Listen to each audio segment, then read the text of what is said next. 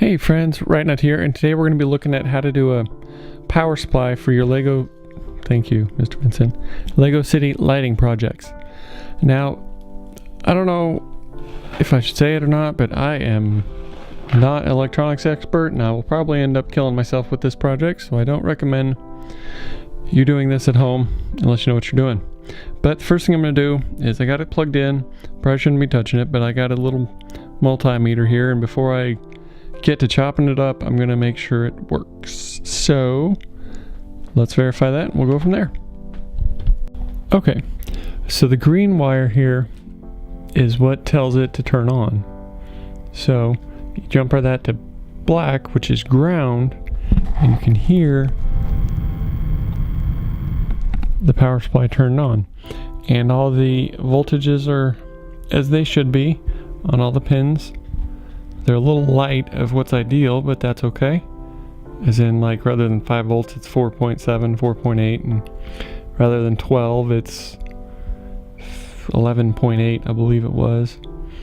But that's all good. So now we're gonna take this apart, make sure it's clean, and figure out if it's got 2 places or 1 where all the wires come out for the various colors, because it'll need that. You'll need to know that, because if you jumper them together and they're not putting out, like if one's putting out 12.8, one's putting out 12.7, just as an example, it'll eventually short or wear stuff out, but that's not good. You can see the green wire is the power on, the blue one is the constant on, so even when it's turned off, that one's on, so we gotta watch it. Then it's got these various other colors that do other things. It's not quite labeled, at least right here, as to what it should be doing. But let's shut up and keep moving. Okay, here we got it all taken apart. I took it out of the case because the way it's built, it sits down in there and you just can't see anything. So I need to be able to get down into the guts, but it looks really clean. As you can kind of see, I would imagine this was an overstock piece, not one that actually made it into a computer, unless it was just someone that was really clean. But you can see here, these wires go to the fan. This is your purple I was talking about. There's your blue that's on, and the green that's, I think the green is the negative, I can't remember. I'm gonna have to write all this down. But you can see here, this is what I was talking about. The orange wires go into 2 different places, and they're not soldered together, or whatever you pronounce it, together on the bottom. So they may be going to the same place, but it doesn't quite look like it. So I'll put those on a separate little circuit here, and then I'm gonna have to play around and see if I can see the rest of them. But the next step is gonna be cutting all these wires to about the same length and putting them on, bear with me, just a second. Here we go. Alright, go into one of these doohickeys. It's just kind of a connector strip. And hopefully we can mount that on the side of this deal here, and it can be kind of a self-contained unit. So, let's get cracking, see what comes next. Okay, here we've got everything kind of pulled apart. So you can see the green wire, which I made a cheat sheet. Green is the power on, so that's the one you short to ground to get it to power on the wires. Blue is your negative 12 volt, which only supplies a minimal amount of current, so it may not actually be worth much unless you're making like a really high powered light or something. Purple is the standby, the one that's on all the time, so you got to watch it. I'm not sure what I'm going to do with that. I might hook it up to a toggle switch or something to make sure it doesn't do anything, or just kind of cap it and stick it in here. Alright, so then the gray is power good, so I'm not sure what that does, but my understanding is if all the different things are reading correct, it supplies voltage, I don't know, a safety mechanism, so we might use that, might not.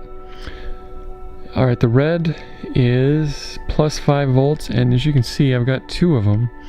They may be connected to the same point, but you get down there and kind of see they go into different holes that aren't soldered together on the bottom. So I'm not sure what I'm going to do with that yet. And it's the same thing over here with yellow. Has 2 of them, orange has 2 of them, like I said, and ground has several, but I mean ground all goes to ground. So yellow is what, 12 volts, orange is 3.3, excuse me, volts. The red's reds, orange, and then white. It says on the handy dandy cheat sheet I found on the internet that white is supposed to be negative 5 volts, but this one is 12 volts. So if you look at this 24 pin connector where the white wires come in, are supposed to be yellow on the diagrams I found, but white here, they're 12 volts. And you can see the one that's supposed to be where the white wire goes, the negative 5 volts, is empty. So I don't know what's up with that, but good thing I tested it because it makes life easier, but now we know. So the next step is going to be installing a toggle switch for purple and green, probably in that case right there. And we gotta wait for Lunchbox to get back from the store with some lighters to install some of this shrink wrap so I don't kill myself, and hook these up to this deal here. So I will say that I believe this is a transformer, but you can see there's some big capacitors in here, so be careful, don't hurt yourself. I guess I've been lucky thus far, but I'm gonna keep cracking and we'll see what happens. Okay, here we got this mounted. Kind of broke a little bit. So I didn't have any friggin' bolts. I looked all over the house, so I had to use rivets to hold this down, but it'd be easier to use little machine bolts, screws or whatever. But I gotta mount that on there so it'll sit up here, and then all the wires will come out and go here or here, whichever way I decide. Here or here, whichever way I decide. And then you can just hook on when you're trying to power whatever. Alright, so I did that. I had to drill 2 holes. And then I drilled 2 more holes here that are nice and even to put these toggle screws in. Find it with one hand. So that'll be the on-off switch and the on-off for the always on one. So next thing I'm going to do is reassemble it and start hooking it up. Okay, here's another step. I hooked in this little resistor to simulate a motherboard. I need to cut that off. Oh, that's a pretty big resistor, isn't it? Put it on the fan here so it would keep it cool, hopefully. Sorry, I had to check something. And there's my little toggle switches. See, I'm still trying to figure out this heat shrink stuff, but this will go up to my terminal block or whatever it's called. So this one is the power on switch here. So let's put it back together and keep going. Alright, probably hear Lunchbox ranting in the background. She's on the phone with someone, but alright, these are extra, so I just tied them off and kind of taped them, and we can do something with them later if we need to. But here's the little, these are the 2, what are these, 5 volts, 12 volt, 5 volt, negative 12 volt. Orange is 3.3 volts. I only put 1 because, I mean, you can't do too much with that. It would help if I held the camera right. Yeah, 1 orange. Yellows are 12 volts. And black is ground, obviously. So I kind of ran out, so I think I'm going to use this as my bench one. 2. And then maybe when I build one for the actual workstation, I might put a second one of these, or I have a smaller, maybe I can put one down here to run the ground to and just run all the power up top here. But we'll see. I'm going to plug this in, wish me luck that I don't burn down the house, and then it works. Alright, it seems to be working. So if we stand up so we can see what we're doing. All right. So if we go to the purple, which is the one that's always on, you can see 0.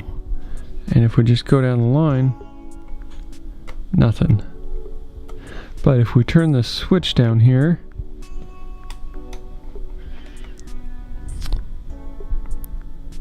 we can see purple is now 5 volts almost exactly, and the rest of them remain off. Now I will point out that now that I put this resistor on here, the voltages are almost spot on. Before they were 4.95, 12 point something. I don't know if you can hear it, but the fan kicked on when I flipped that switch there. And now, put it on yellow, 11.98, 11.98, 3.32, negative 1295, right at 5, 12, 5, and 5. So we got it all set up, ready to go. This is, feels a little warm, but it's not, I mean, not anything to worry about.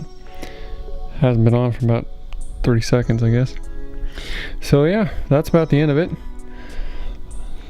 I look forward to actually using this now, get my stuff going. So I'm going to remember to switch them off, turn this off. But yeah, let me know what you think. Got any questions, let me know. Keep it real. We'll see you next time. Thanks for watching.